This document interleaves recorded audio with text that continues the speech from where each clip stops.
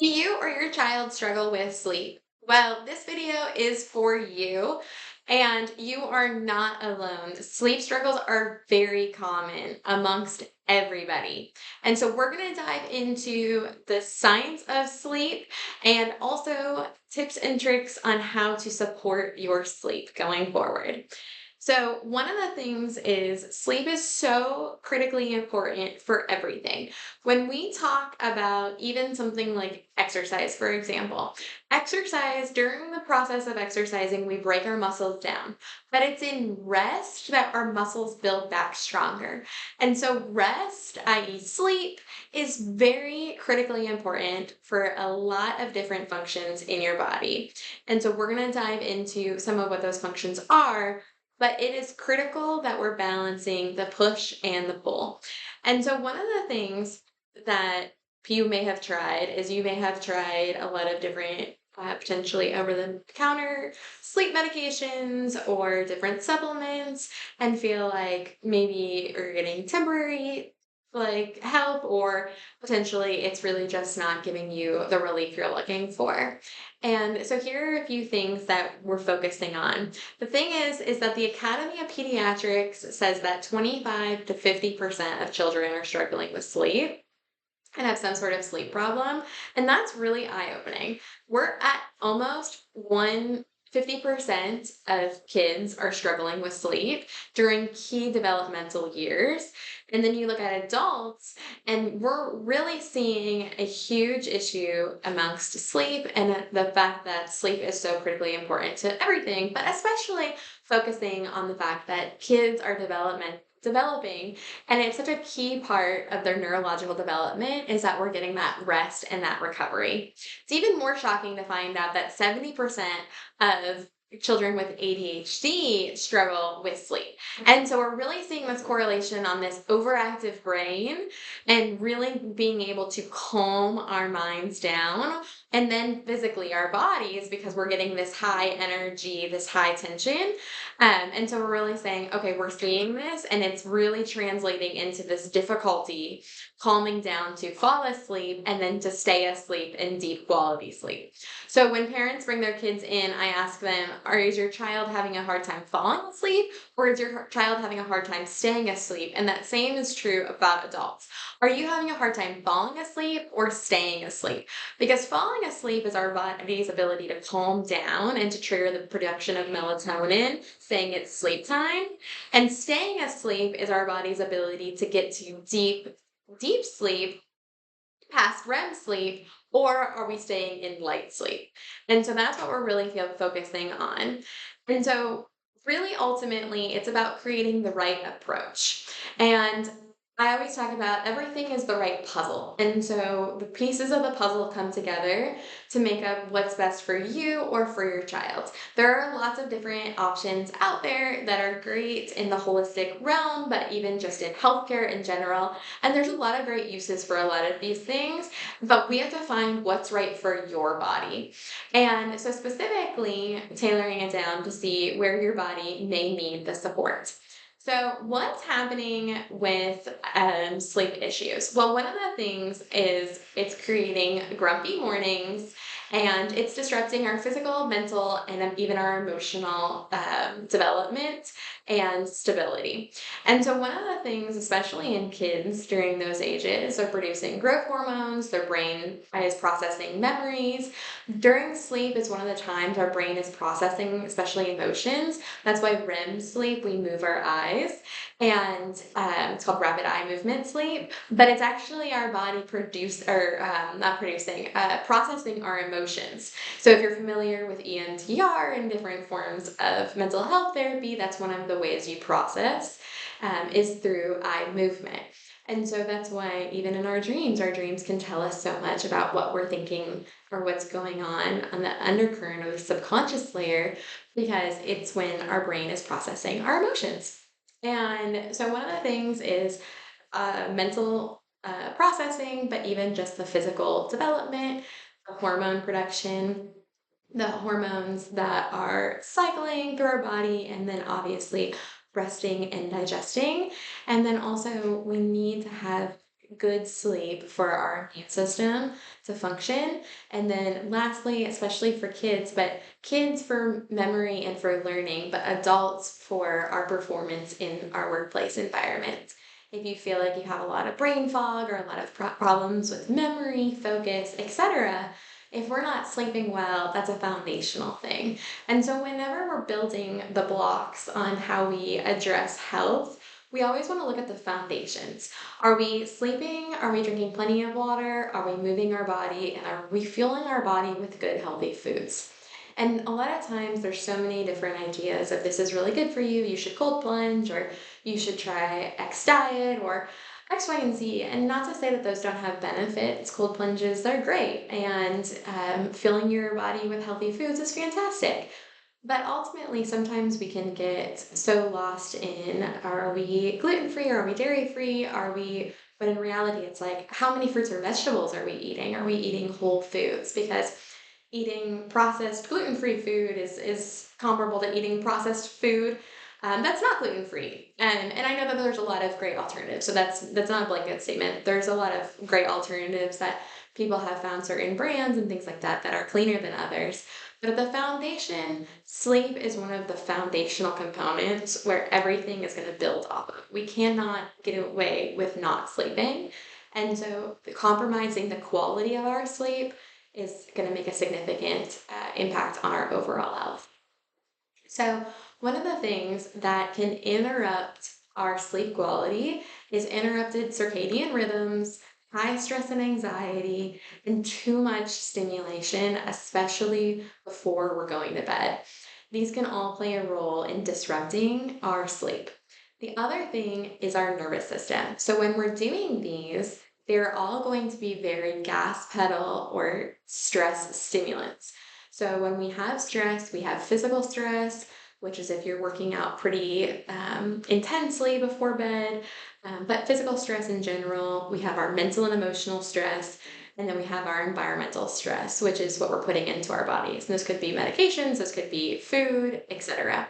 So that's all the different forms of stress that kind of push us over onto this gas pedal or stress heavy versus the brake pedal, which is parasympathetic, resting, digesting, restoring, and regulating.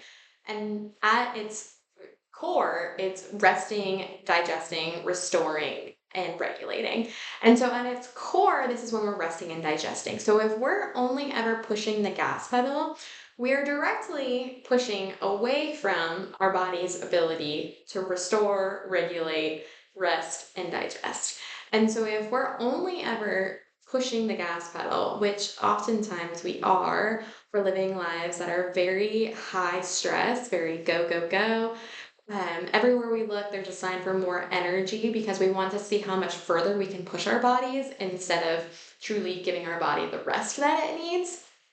And so, if we're stimulating this gas pedal and we're never pushing the brake pedal or giving our body space and time to rest and relax, it's going to be very difficult for our body just to turn that off, especially mentally, just when it's nighttime and it's time to go to sleep, especially when you look into the circadian rhythm. And so, one of the things that's really interesting about the circadian rhythm is it starts with serotonin in the morning and then it concludes with melatonin to tell your body it's time to go to sleep. But our lifestyles are primarily indoor, which is very fascinating because the intensity of the light of the sun is very important for your brain to see. And so for our brain to read those signals. And so that's why there's a topic that is kind of floating around social media on looking at the sun first thing in the morning. But ultimately, this comes to a greater issue of us not going outside enough, especially if you work in a building that is all interior and there's not a lot of windows, or you don't have access to a lot of windows and you have big fluorescent lights. Your brain does not know what time it is because it's not getting the actual signal from the sun for it to know it's time to produce serotonin, which is first thing in the morning. And then it's time to start winding down and producing melatonin to go to sleep. The same is true for kids. If they're in a classroom, they're not really seeing outdoors. They have big fluorescent lights in the classrooms. It's going to confuse the brain as to what time it is. So one of the best things you can do is see the sunshine first thing in the morning, the intensity of the light. It's going to tell your brain it is morning time, it's time to get up, I should produce serotonin. A very fascinating thing about serotonin, too, is serotonin is one of our happy neurotransmitters, along with dopamine. But serotonin is when we're looking at OCD or depression or anxiety, we're looking at the treatment for those is serotonin reuptake inhibitors, which increases the amount of serotonin in the brain. And so it's very fascinating that depression, anxiety, OCD, etc., a lot of these are working with increasing the amount of serotonin in our brain, which just goes to say how many of us are that serotonin, melatonin, circadian rhythm is dysregulated based on our ability to go outside. Now, I'm not saying that because you haven't gone outside, that's why you suffer from depression or anxiety or OCD. I'm simply saying a way to increase your serotonin in your brain naturally is by seeing the sun. And so try incorporating exposure to the sunshine first thing in the morning and see if you've noticed an impact on your health. Now, so let's go back to circadian rhythm, sunshine in the morning, and then melatonin at night. About 2 o'clock in the afternoon, the brain would start to notice, okay, it's time to start winding down. And so you should have less bright lights so that the brain can begin the process of producing melatonin so it can say, okay, we're winding down. Now, oftentimes, especially about this like 2, 3 o'clock in the afternoon, this is when we have an afternoon crash. And this is typically when a lot of people go for their second cup of coffee or their second cup of caffeine. And so it's really fascinating that as the body is beginning to wind down, we're then saying, okay, the body, you don't have time to do that, so let me re-stimulate. And so we're really messing with the body's innate rhythm, and then we re-stimulate. And oftentimes, even if you think that caffeine doesn't affect you the way it used to, or you can sleep just fine, that afternoon caffeine consumption can definitely impact sleep overall because we're sending the signal to the brain to wire up versus to wind down. Now, one of the ways you can combat that afternoon slump naturally without going for caffeine that may then interrupt your ability to go to sleep later is by taking a walk outside, moving your body, getting your blood flowing, and also avoiding a meal that's really heavy carb dense because a carb dense meal for lunch is going to dysregulate your blood sugar. It's going to cause a lot of blood sugar spikes and crashes. And so your nutrition at lunch and then going just for a quick walk is going to make a big difference because that's going to go to my next point, which I'll come back to in just a second. But moving your body and then also making sure you're regulating your blood sugar. Regulate your blood sugar by having meals with plenty of protein and healthy fats versus just carb dense or even processed sugars. Those are going to really make your blood sugar go up and down and really just accentuate that crash. When naturally your body should begin to wind down, but we shouldn't crash. Now, that eventually is going to go to melatonin. Melatonin is going to help us fall asleep. I don't recommend taking the supplement melatonin because melatonin ultimately is a hormone, and so it really is best for us to work on how we can best support your body's natural circadian rhythm rather than taking melatonin. So if you find yourself pretty dependent on taking melatonin to fall asleep, work on your body's natural circadian rhythm. Now, other things that you can do is you can create an ideal sleep environment, and that's going to be a dark, cool, quiet room. One of the things is it's going to be dark. You're not going to have a lot of light, especially blue light, because you want your body and your brain to start producing melatonin to know it's time to go to sleep. One of the things when we're talking about light in a room or in our houses, a lot of times people will watch TV before they go to sleep, or they'll scroll and they'll watch videos or scroll social media to fall asleep because it's one of our ways that we produce a distraction and it helps our brain kind of go into a coping mechanism for dealing with stress. And so it is a distraction when we are experiencing stress because it allows the brain to kind of just be entertained and check out. problem is that the way we get entertained and we check out mentally is with screens that are going to have pretty bright blue lights.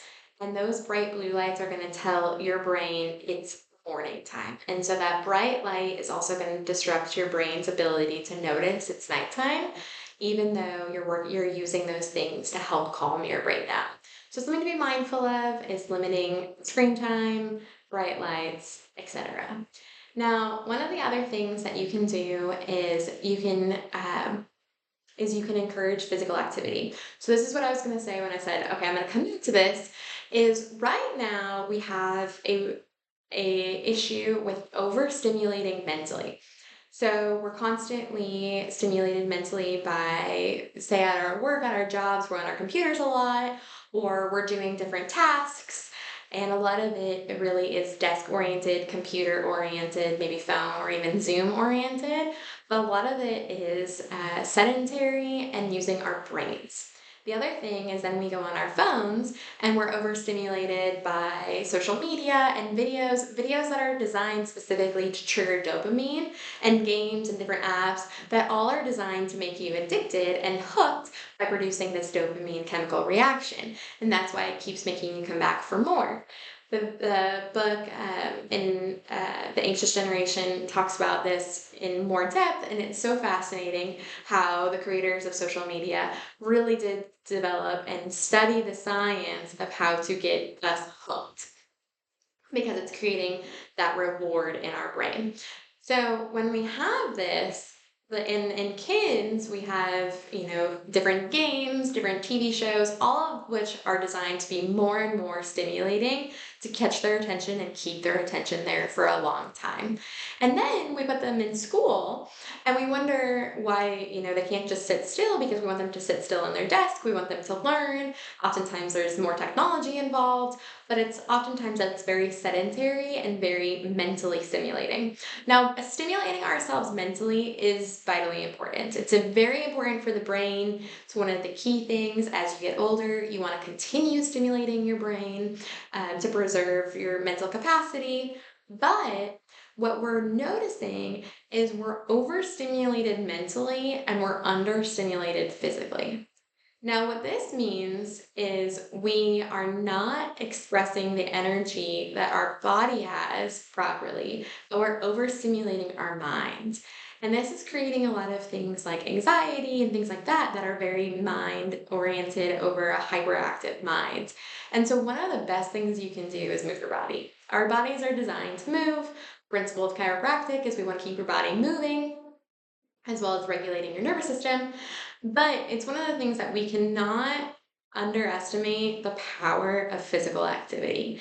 And if we're trying to go to sleep and we're trying to wind down, but our body has not been exhausted physically, or we haven't been able to get that physical energy out, it's going to be more difficult for our bodies to fall asleep, rather than when you finish a long day and you've been super active and you feel it in your body. You feel the physical tiredness, essentially. You feel like your body's like, okay, we've expended our energy for the day. So moving your body physically is going to be vitally important. That does not have to be anything super intense. In fact, it actually is better sometimes, depending on your stress levels, to do things that are low intensity to help just decrease stress rather than add to stress. So I always recommend just zone 2 to 3 cardio, which is things like walking and just moving. Ideally, we'd actually incorporate more physical activity into our daily lives that would be outside of exercise specific, which means that our lives incorporate more physical activity versus just saying, I'm going to go to the gym for 30 minutes or an hour or etc., but that we're incorporating physical activity into our daily lives. Research shows that 2 10-minute walks a day can counter the effects of sitting for 8 hours. And so it really doesn't take much to move your body. Obviously, based on your physical goals, if you want to train for something or you want to make gains, etc., different things like that, you can have a different training program. But at the foundation, you just want to be moving your body in some capacity so that we can flush out that physical energy. So we're not just stimulated mentally, we're stimulated physically, and our body is ready to wind down to go to sleep. So those are some of the things. One of the best things you can do is you can come in, we can do some scans, we can see if your body is more sympathetic dominant, which is that fight or flight or that gas pedal, or how well you're able to access that rest and digest, and different areas and how much energy your body is holding physically.